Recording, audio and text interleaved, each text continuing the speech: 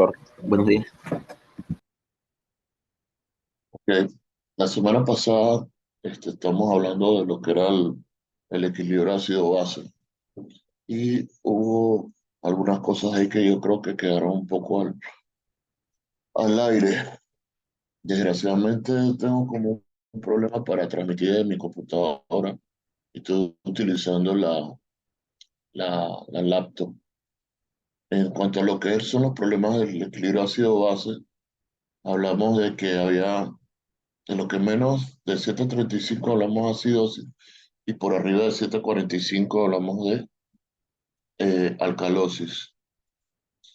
Hablamos que cuando el pH está bajo, hablamos de acidosis y puede ser de dos tipos, metabólica y respiratoria.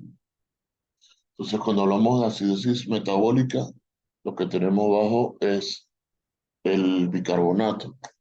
Y cuando hablamos de acidosis respiratoria, lo que tenemos alto es el CO2. Cuando hablamos de trastorno ácido-base, hablamos también de la alcalosis. Cuando tenemos el bicarbonato alto, hablamos de alcalosis metabólica. Y cuando tenemos el CO2 bajo, hablamos de alcalosis de tipo respiratorio.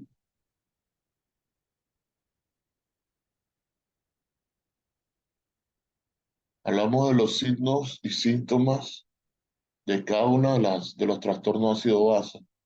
Por ejemplo, de la acidosis respiratoria, sabemos que existe una caída a nivel de lo que es el pH y una acidosis de tipo metabólica.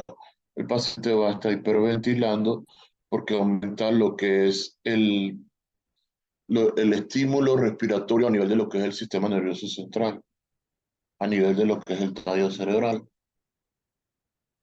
Hablamos que cuando tenemos una acidosis metabólica, podemos tener una respiración de Kussmaul, o sea, una respiración profunda, que es la misma que vamos a encontrar en los pacientes que están con cetoacidosis diabética. Ya hablamos que la cetoacidosis diabética se produce porque hay aumento de lo que son los cuerpos cetónicos. Y el aumento de los cuerpos cetónicos se produce porque no hay una utilización de lo que es la insulina.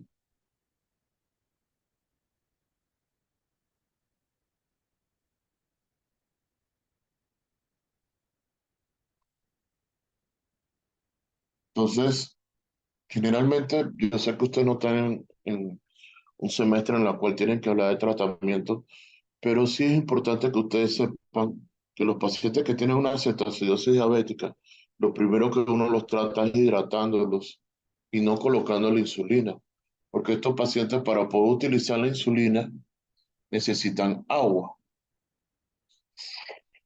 para poder asegurar la volemia. Entonces, después de asegurar la volemia, comenzamos a reponer insulina.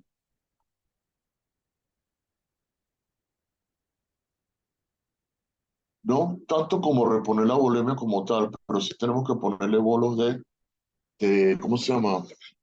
Bolos de agua o líquido del paciente para poder que entonces el paciente pueda recuperarse. La otra cosa es la acidosis respiratoria. La acidosis respiratoria, el problema principal puede ser que esté a nivel del sistema nervioso central, a nivel de lo que es el bulbo. La persona se metió morfina, se metió fentanilo. Como ustedes saben, la morfina y el fentanilo son medicamentos opiáceos. Y los medicamentos opiáceos lo que hacen es que van a disminuir lo que es van a disminuir lo que es el estímulo respiratorio. Y al disminuir lo que es el estímulo respiratorio, el paciente puede hacer apneas o puede hacer paradas respiratorias. Y cuando el paciente hace apnea o parada respiratoria de respirar, se muere, ¿no? Obviamente. Pero mientras tanto, el paciente puede tener esto de que puede estar reteniendo CO2 porque el paciente está dormido. El otro medicamento que también puede producir apnea o disminución de lo que es el estímulo respiratorio del propofol. El propofol es un sedante, es un anestésico, no es un sedante, más que nada, es un anestésico que se utiliza intravenoso, es de color blanco, está hecho de huevo y el mismo produce depresión respiratoria. el mismo medicamento que se le puso a Michael Jackson cuando se murió.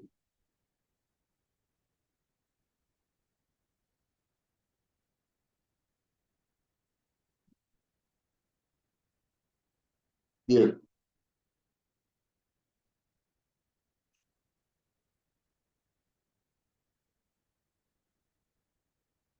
dentro de la acidosis metabólica, le dije que la respiración de Kurzweil, el paciente va a tener hipocamia, o sea, va a tener disminución del CO2, va a disminuir la afinidad del oxígeno con la hemoglobina. A nivel circulatorio, si el paciente está acidótico, va a estar vasodilatado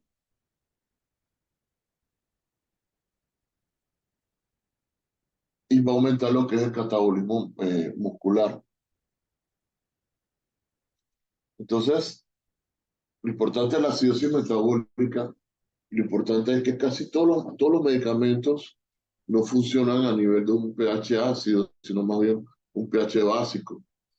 Entonces, a veces nosotros en pacientes vamos a tener que reponer bicarbonato, por ejemplo, en algunos de estos pacientes. Algunos pacientes con líquido es suficiente, pero otros van a necesitar también bicarbonato o sangre para tratar de mejorar lo que es la bulimia.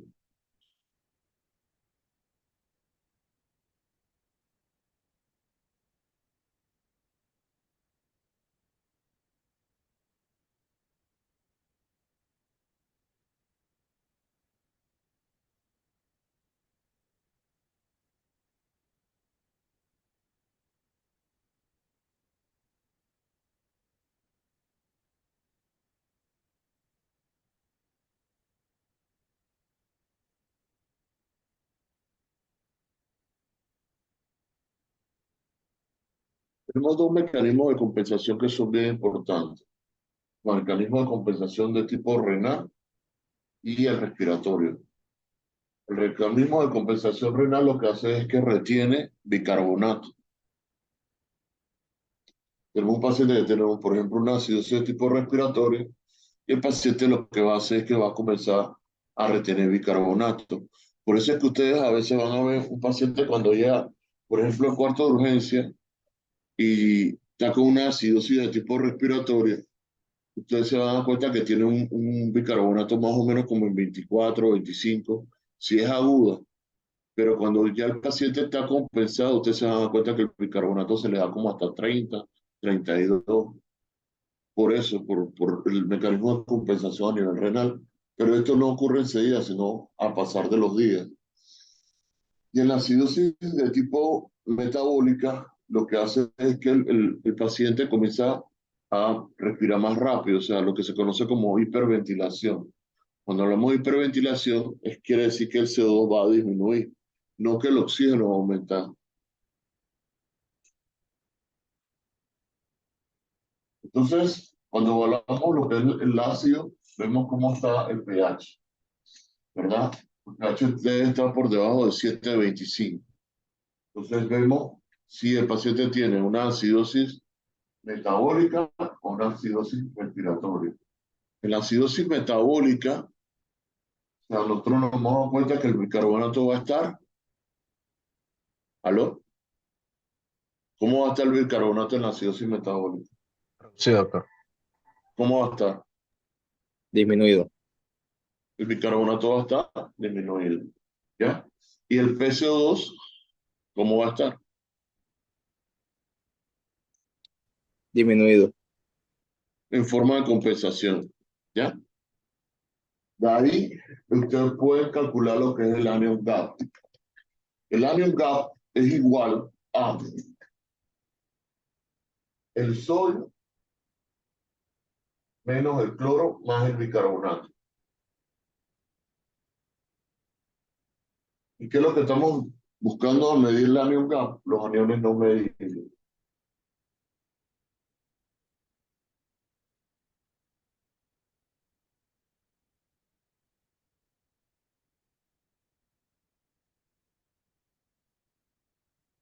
Cuando tenemos el anion gap elevado, podemos pensar que el paciente puede tener una acidosis, puede ser por intoxicación por alcohol o puede ser una hiperlactatemia.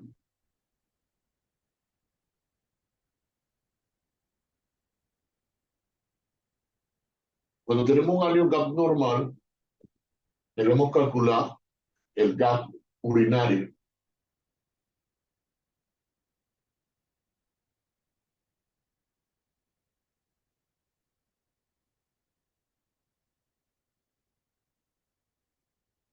Sodio más potasio menos cloro.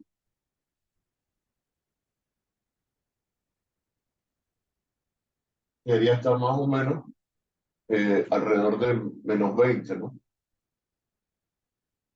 sea, menor de 20. Si tenemos un ion gap negativo, podemos pensar que es por diarrea. Y si tenemos un ion gap positivo, hay que buscar si el paciente tiene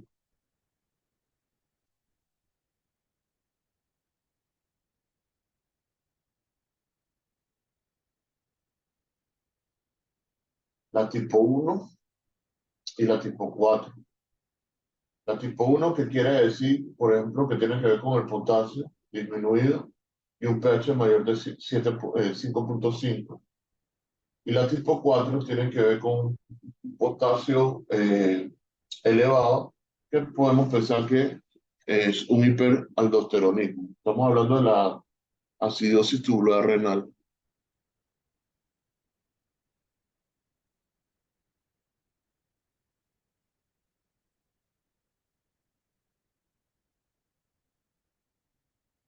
Con respecto al anion gap elevado, nosotros podemos sacar el delta delta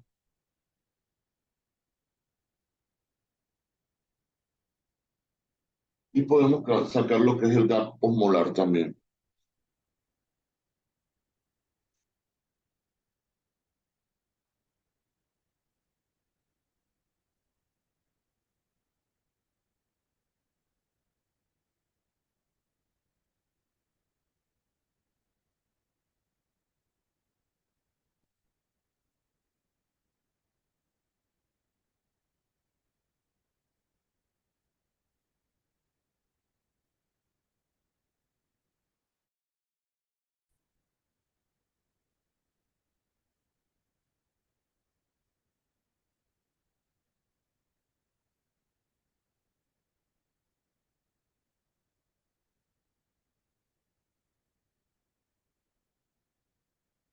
Bien, vamos a entrar un poquito a lo que es el sistema cardíaco, en lo que nos queda de tiempo.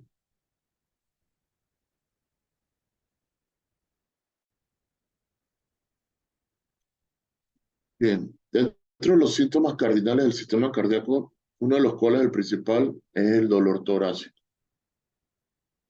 El dolor torácico es uno de los principales síntomas del sistema cardíaco. ¿Por qué? Porque eso nos lleva a pensar si el paciente puede tener o no un infarto de miocardio, o una angina de pecho, o una pericarditis. Entonces, generalmente el motivo de consulta cuando es dolor en el pecho, podemos pensar que se puede tratar de un infarto de miocardio, podemos pensar que se puede tratar de una angina inestable, podemos pensar que se trata de una pericarditis, un neumotórax, un tromboembolismo pulmonar, o podemos pensar que se puede causar una aneurisma descendente de la aorta.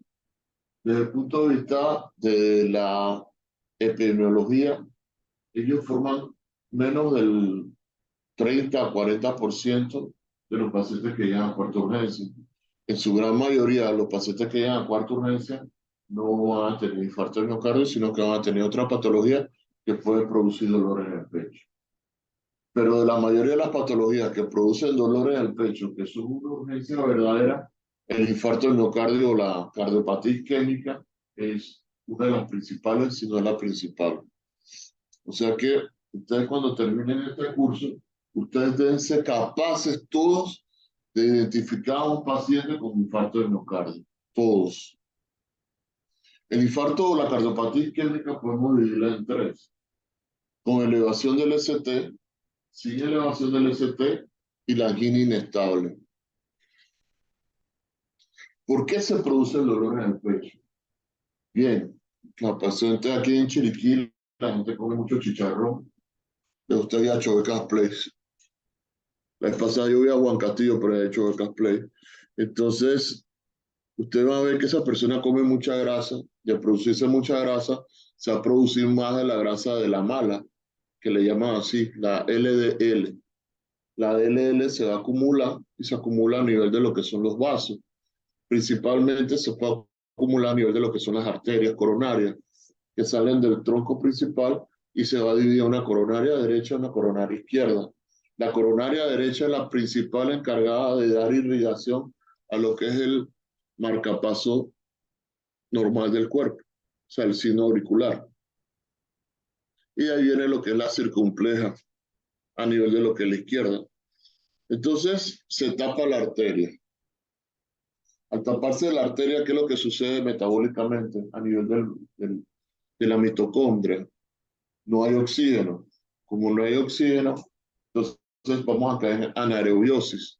Entonces, al no haber oxígeno y no estar irrigado la parte esa del corazón que la arteria se tapó, entonces se va a producir lo que es la isquemia. Y la isquemia va a producir dolor. Si no actuamos rápidamente, esa arteria se va a tapar por completo y se va a producir lo que es el infarto, o sea, la muerte. ¿Ves? Al producirse la muerte del paciente de la célula, se va a perder músculo. Al perderse el músculo, el paciente, ustedes acuérdense que el ventrículo izquierdo es el principal bomba de sangre en lo que es el cuerpo. Si se pierde parte del ventrículo izquierdo, el paciente no va a manejar suficiente volumen. Y cuando el paciente no maneja suficiente volumen, el paciente puede caer en un edema agudo del pulmón. ¿Ves? Si ese ventrículo izquierdo se rompe, entonces se va a producir algo que se conoce como tamponamiento cardíaco, porque se va a acumular líquido a nivel de lo que es el pericardio, entonces el paciente va a tener la triada de Beck, ingurgitación yugular, hipotensión y disminución de lo que son los ruidos cardíacos. Si el paciente tiene un infarto, el paciente se recupera, pasan 15 días y el paciente nuevamente viene con dolor en el pecho, puede ser que se reinfartó. Pero también existe una patología que ocurre 15 días después de un infarto de miocardio que se conoce como la pericarditis de Drexler o el síndrome de Drexler, en el cual se produce una inflamación a nivel del pericárdico o infarto 15 días después. Entonces, el infarto del miocardio ocurre en dos tipos de complicaciones, las mecánicas y las eléctricas. Las complicaciones mecánicas del infarto del miocardio son las arritmias y en verdad son las que producen la mayor cantidad de muertes. Por eso ustedes ven que en la mayoría de los centros comerciales, estadios de otros países, no en Panamá, ustedes van a ver que existen equipos para cardiofibrilar al paciente. Existen equipos para cardiofibrilar los pacientes. Mas no es así en algunos de los estados, por lo menos aquí yo no los he visto. Tengo un rato que no voy a los estadios, pero por lo menos aquí yo no los he visto, que hay una ley que obliga a que todos los lugares que tengan concentración deberían tener un cardiodesfibrilador. Igual deberían ser en los gimnasios, que es donde más se produce este tipo de problemas. Entonces las arritmias que más se producen son las arritmias de tipo ventriculares. La taquicardia ventricular o la fibrilación ventricular, que deben responder a una desfibrilación. ¿Y qué es la desfibrilación? La desfibrilación es descargar todas las células del corazón para que volvieran a comenzar y por nosotros poder retomar lo que es el marcapaso normal del cuerpo. Las complicaciones mecánicas, bueno, las complicaciones mecánicas del infarto de miocardio podrían ser una ruptura del tabique interventricular que se va a traducir en soplo, un soplo de tipo continuo. Se puede romper el ventrículo izquierdo y se puede traducir un taponamiento cardíaco. Se puede romper la que es la mitral, y el paciente va a caer en una insuficiencia mitral aguda y un edema agudo de pulmón. O se puede ir la aórtica y el paciente va a caer en una insuficiencia aórtica.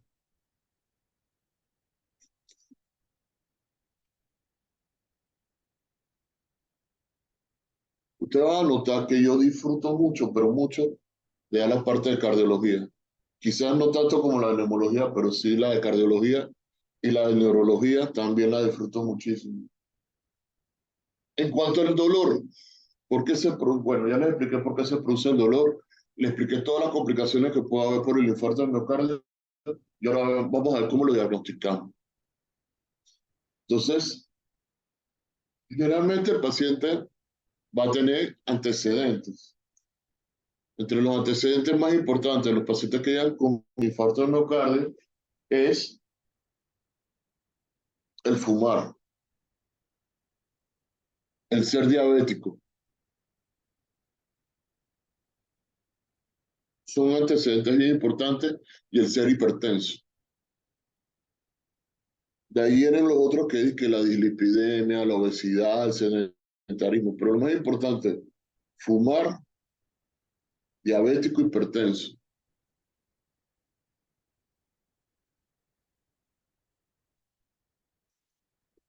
Generalmente el dolor de infarto de miocardio es un dolor tipo opresivo que ocurre en el área precordial, que no se alivia con nada y dura más de 10 minutos. Es aparición súbita,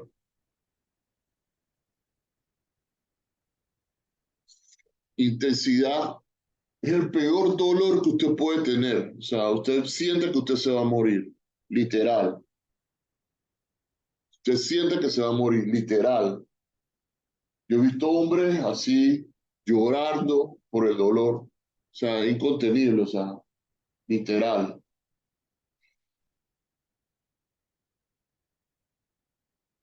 Generalmente se asocia o se acompaña de sudoración,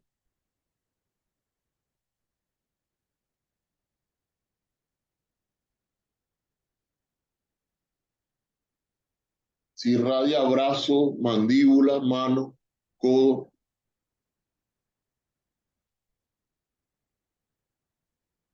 Literalmente el paciente siente que se va a morir.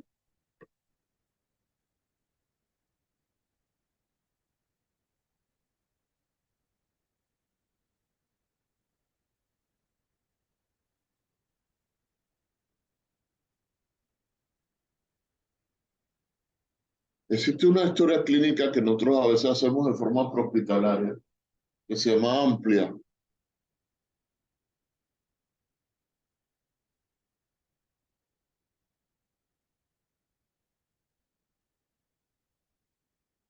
el cual nosotros también describimos esto. Por ejemplo, cuando estamos haciendo la historia clínica, los antecedentes, los medicamentos que el paciente, perdón, la amplia, la enfermedad, el paciente describe la enfermedad y por qué lo trajo, los medicamentos que está recibiendo,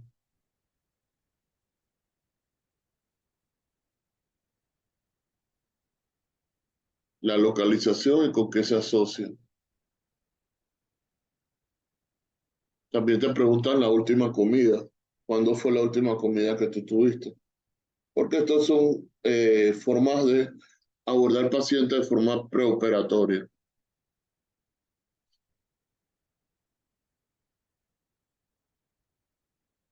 Entonces, generalmente nosotros podemos tener a nivel del tórax diferentes tipos de dolor. Por ejemplo, el del infarto del miocardio generalmente es el área precordial, pero el del infarto del miocardio también puede doler a nivel de lo que es el área del epigastrio. ¿Y por qué puede doler ahí? Bueno, porque el infarto, porque el corazón tiene una cara basal, una cara diafragmática. Entonces, cuando le duele la cara, cuando tenemos un infarto derecho, o sea, un infarto o un infarto diafragmático, entonces nosotros podemos tener también dolor a nivel del epigastrio. Recuerden que D2, D3 y ABF D2, D3 y ABF, le dicen a ustedes que el infarto es de tipo diafragmático.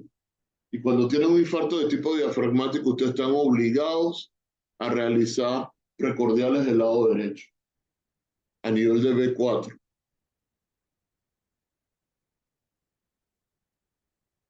Recordemos que B1 y B2 son septal, B3 y B4 es anterior, y B5, B6 es extenso.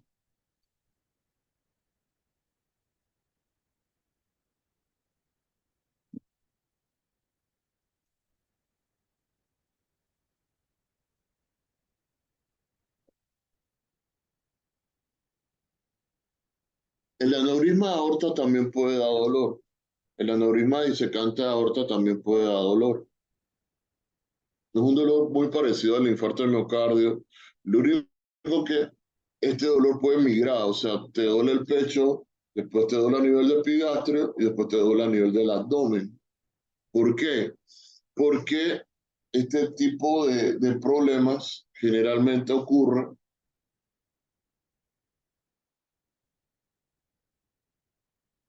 cuando se va produciendo lo que es la disección. En la disección aórtica también hay factores de riesgo, como por ejemplo que el paciente tenga sífilis o tenga síndrome de Marfan o tenga enfermedad de Ehlers-Danlos o hipertensión arterial o una aorta bicúspide.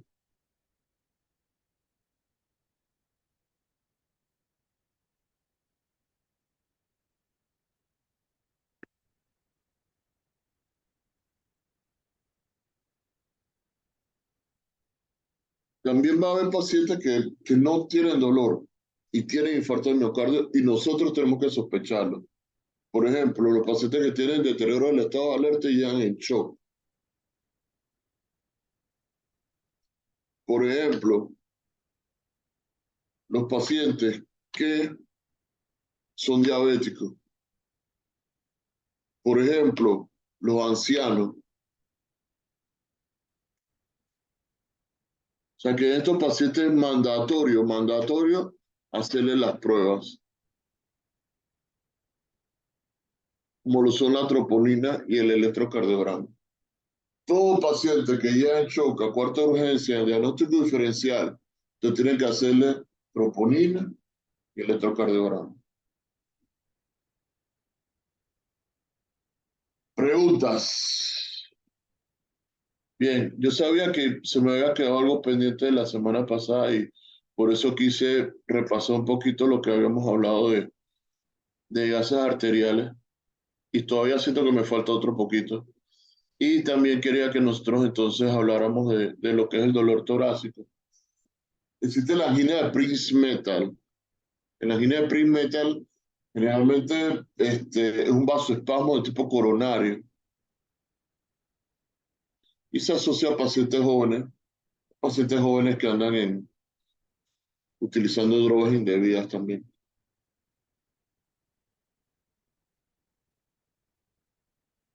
Entonces, hablamos de lo que es el dolor, hablamos de la pericarditis un poquito, hablamos de cómo se llama, la triada de Beck, hablamos de las complicaciones, hablamos de la clasificación.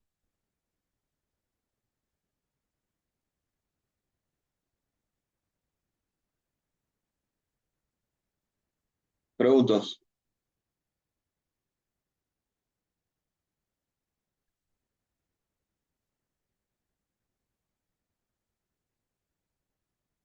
Mire, no es obligatorio preguntar, pero dentro de 15 días viene el primer parcial y de ahí, bueno, pues ustedes hay cosas que verdaderamente son un poquito nuevas para ustedes, no para la mayoría, sino para ustedes, en la cual usted tiene que pensar un poco más, ¿ves?